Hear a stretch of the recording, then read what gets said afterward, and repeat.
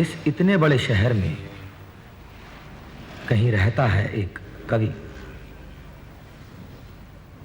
वो रहता है जैसे कुएं में रहती है चुप्पी, जैसे चुप्पी में रहते हैं शब्द, जैसे शब्द में रहती है डैनों की फड़फड़ाहट। वो रहता है इस इतने बड़े शहर में और कभी कुछ नहीं कहता। सिर्फ कभी कभी अकारण वो हो जाता है बेचैन, फिर उठता है, निकलता है बाहर, कहीं से ढूंढ कर ले आता है एक खड़िया और सामने की साफ चमकती दीवार पर लिखता है क। एक छोटा सा सादा सा क देर तक गूंजता है समूचे शहर में। और इस इतने बड़े शहर में कोई नहीं जानता कि वो जो कवि है हर बार ज्यों ही उठाता है हाथ, ज्यों ही उस साफ चमकती दीवार पर लिखता है क, कर दिया जाता है कत्ल।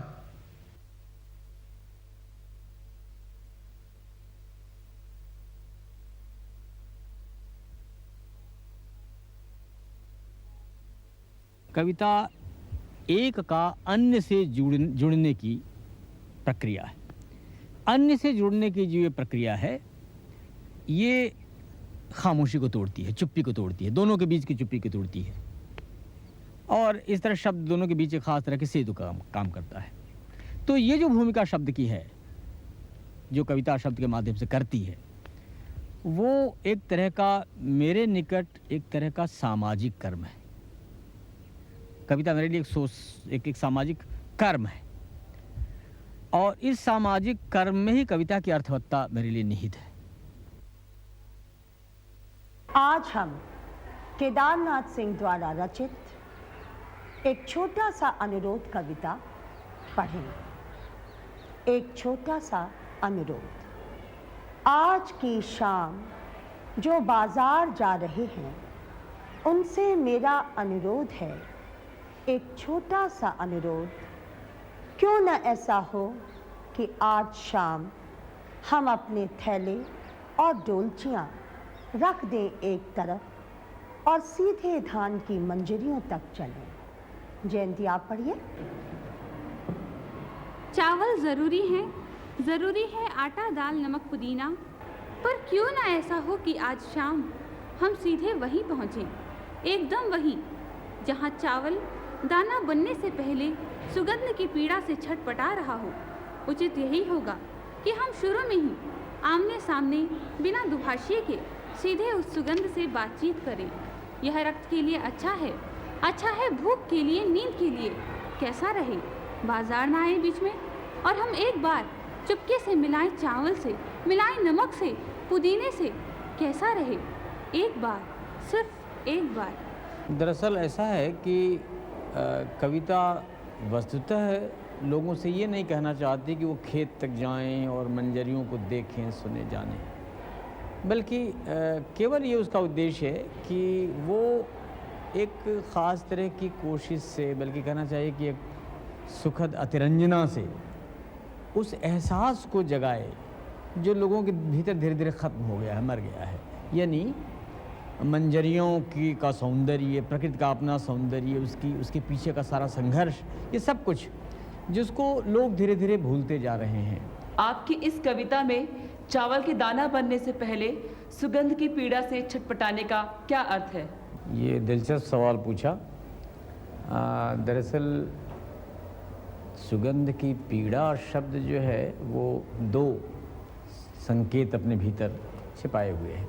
एक तो ये कि खुद चावल का बनना प्रकृति के गर्भ से वो पैदा होता है, धीरे धीरे बनता है, कई उसके स्टेजेस हैं, कई चरण हैं, क्रमशः वो बनता है, अचानक नहीं बन जाता। और बनने के पीछे एक लंबा जो सिलसिला है, तो उसकी ओर संकेत करना और कहीं न कहीं ये बताना भी कि हर सृजन, हर क्रिएशन जो होता है उसके पीछे एक पीड़ा भी होती है।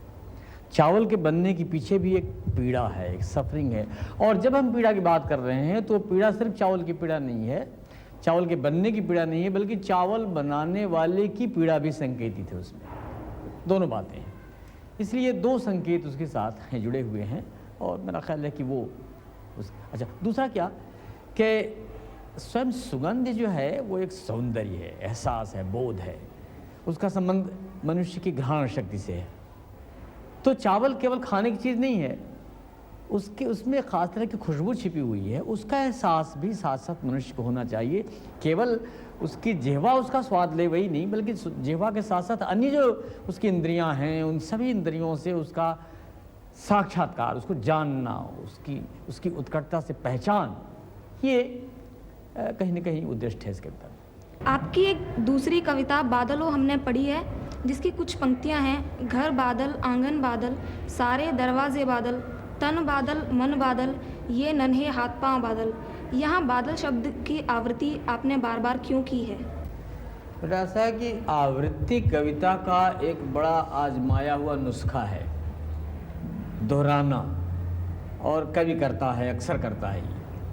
और जब वो रिपीट करता है, दोहराता है, तो दोहराने के पीछे एक जो कोशिश होती है वो ये कि जो वो कहना चाहता है उसको ज़्यादा से ज़्यादा गहराई के साथ, उत्कटता के साथ वो पहुंचा सके पाठक तक। तो बादल के साथ जुड़ने की जो इच्छा पौधे में है, धान के पौधे में है, और वहाँ रूपक सारा का सारा जो है वो पिता और पुत्र का रूपक है। तो पिता और पुत्र के बीच का जो रिश्ता, जो संबंध है, पिता पुत्र से जुड़ना, निकट जाना चाहता है, उसकी गोद में जाना चाहता है। तो धान का पौधा जो है वो बादल से जुड़ना चाहता है, और बादल से जुड़ने की इच्छा की जो तीव्रता है, जो गहराई है, उस तीव्रता और उस गहराई को व्यक्त करने के लिए रिपीटिशन बार बार किया गया है, या आवृत्ति बार बार की। इसलिए आवृत्ति एक प्रयोजन के चलते है, एक विशेष उद्देश्य के चलते है।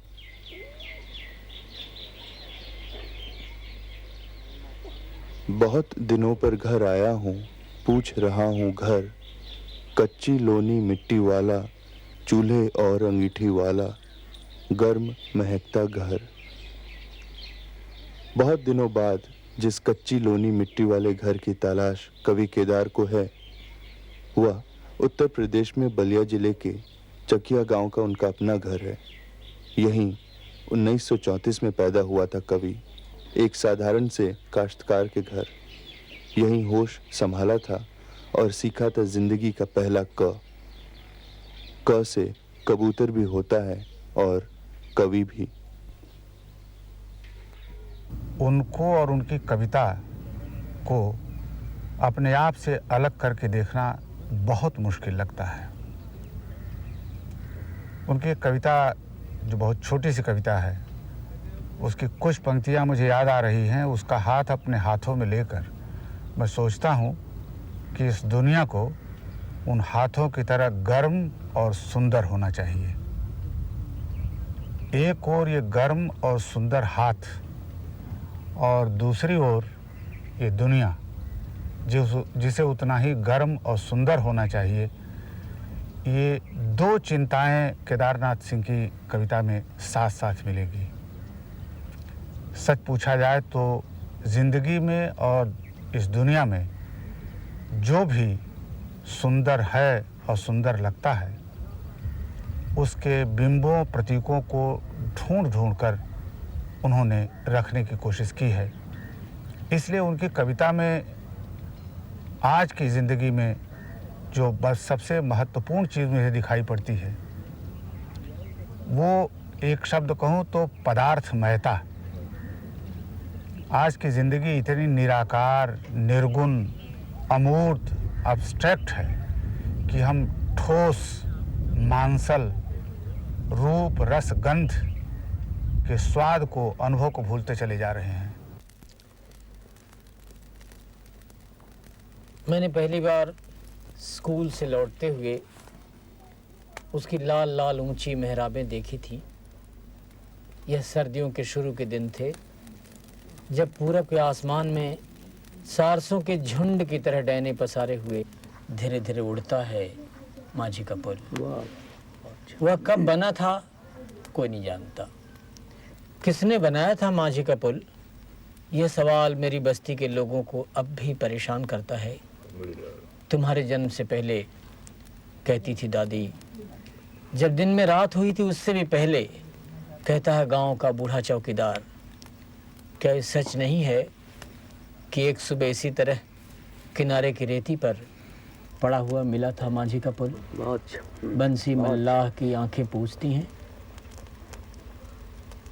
माझी के पुल में कितनी ईंटें हैं, कितने अरब बालू के कण, कितने खच्चर, कितनी बैलगाड़ियाँ, कितनी आंखें, कितने हाथ चुन दिए गए हैं माझी के पुल में। मेरी बस्ती के लोगों के पास कोई हिसाब नहीं है। सच्चाई ये है कि मेरी बस्ती के लोग सिर्फ इतना जानते हैं कि दोपहर की धूप में जब किसी के पास कोई काम नहीं होता तो पके हुए ज्वार के खेत की तरह लगता है माझी का पुल। मैं सोचता हूँ और सोचकर कांपने लगता हूँ, उन्हें कैसा लगेगा अगर एक दिन अचानक पता चले वहाँ नहीं है माझी का पुल। मैं खुद से पूछता हूँ, कौन बड़ा है, वह जो नदी पर खड़ा है माझी का पुल, या वह जो टंगा है लोगों के अंदर? माझी के पुल की कविता माझी का पुल के शीर्षक से जो लिखी गई वो असल में 1978 में लिखी गई थी। और अगर मैं भूलता नहीं तो पहली बार इस कविता की आइडिया एक फ्लैश की तरह मेरे भीतर चंडीगढ़ में घूमते हुए आई थी। जब बात है कि चंडीगढ़ में क्यों आई, इसको मैं एक्सप्लेन नहीं कर पाऊँगा, लेकिन वहीं आई थी। और जो चीज़ सबसे पहले दिमाग में आई वो इसका एक बहुत ही प्रशस्त सा इमेज, फैला हुआ दूर तक इमेज जो है इस पुल का, वो आया। और उसके साथ जिस चीज़ को मैंने पकड़ने की कोशिश की इस कविता में वो ये कि ये पूरा क्षेत्र जो जिसका जीवन और जिसकी बहुत कुछ आर्थिक स्थिति भी इस पुल से बहुत गहराई से जुड़ी हुई है, तो ये पूरा क्षेत्र किस तरह से रिएक्ट करता है इस पुल के प्रति। उसका जो एक सामूहिक मनोभाव है, कलेक्टिव इमोशन जो है इस पुल के प्रति, वो क्या है।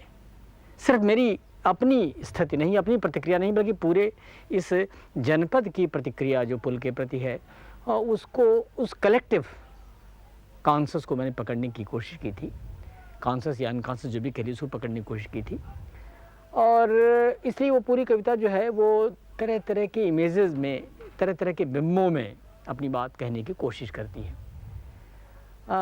इस कोशिश में कुछ बहुत परिचित मेरे अपने स्मृति लोक में बसे हुए जो बिंब थे इस क्षेत्र से जुड़े हुए, वो इस कविता में बार बार आते हैं। और कुल मिला के ये कविता मेरी बचपन की स्मृतियों को भी कहीं ना कहीं पकड़ती है। तो बचपन की स्मृतियाँ और उस पूरे इस क्षेत्र का एक सामूहिक मनोभाव, ये सब घुल मिलकर एक विराट माझी के पुल का जो बिंब है उसमें रूपांतरित होते हैं। उनकी कविता की दुनिया में आसपास के नदी, पेड़, छोटे छोटे पौधे, छोटे से आदमी, टूटा हुआ ट्रक, चाय की दुकान, सुबह का कोहरा और उस कोहरे में घूमते हुए लोग बाग, एक भरी पूरी दुनिया मिलती है। इसलिए एक और उनकी कविता में ये जीने की तड़प, जीने की ललक, जिजीविषा, और उस जिजीविषा को सही शब्द में बांधने की कोशिश। इसलिए शब्द और ज़िंदगी, इन दोनों के बीच की जो कशिश है, जो द्वंद्व है, वो केदारनाथ सिंह की कविता में उत्कट रूप में दिखाई पड़ता है। और इसके लिए कभी कभी वो लोक कथाओं से, लोकगीतों से सहारा लेते हैं। उनकी एक बड़ी मशहूर कविता जो मुझे बहुत अच्छी लगती है, बढ़ई और चिड़िया, जो एक चिड़िया का दाना खूंटे में गुम हो गया है और उस एक दाने की तलाश में वो बढ़ई से लेकर के राजा और रानी तक फरियाद करती है।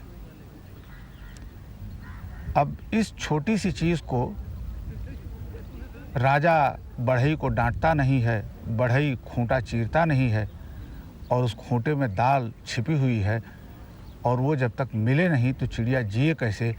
मुझे लगता है कि केदारनाथ सिंह आज की ज़िंदगी के उस खूंटी में दबी हुई जो दाल है, जो दाना है, उस दाने की तलाश कर रहे हैं, और उस कविता में वो दाना अपनी पूरी ताकत के साथ और अपनी सजीवता के साथ छिपा हुआ है, दबा हुआ है, और उसे वो शब्दों में बांधकर, छंदों में बांधकर, बिंबों में बांधकर वाणी देते हैं। ये बांधने की कोशिश और ख़ुद बंधने की कोशिश मेरा ख्याल है कि केदारनाथ सिंह कविता की जान है। वह सन 42 का ज़माना था, आज़ादी के लिए लड़ने का, मर मिटने के संकल्प का। तभी हुआ था बलिया का वह भीषण नरसंहार, जिसमें बैरिया थाने पर पुलिस की अंधाधुंध गोलीबारी में कई जानें भी गई थीं।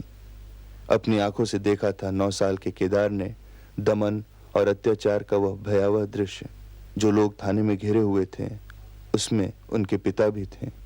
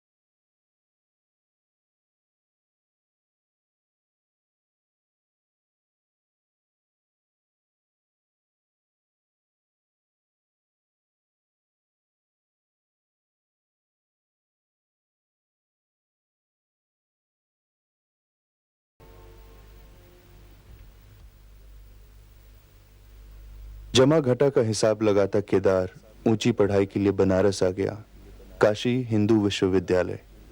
जिन गुरुजनों ने केदार के कवि क्रम को मार्गदर्शन प्रदान किया, उन्हीं में है काशी हिंदू विश्वविद्यालय के उनके अध्यापक डॉक्टर विजय शंकर मल्ल। जब केदारनाथ सिंह ने लिखना शुरू किया, वो हिंदी साहित्य और बनारस के साहित्य जगत में बहुत हलचल का समय था।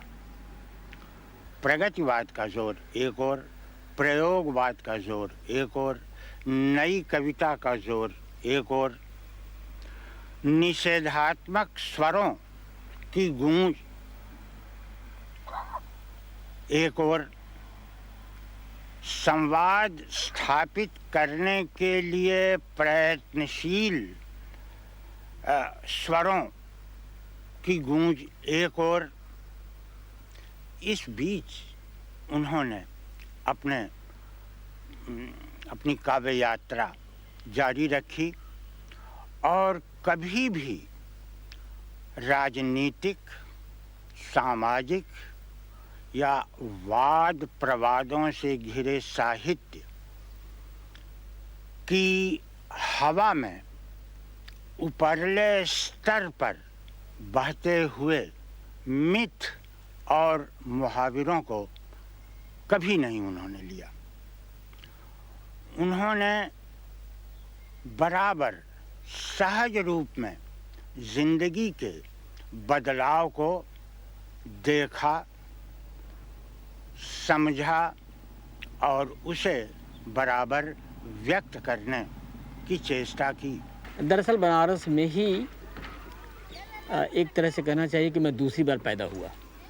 बनारस मेरी आध्यात्मिक जन्मभूमि है।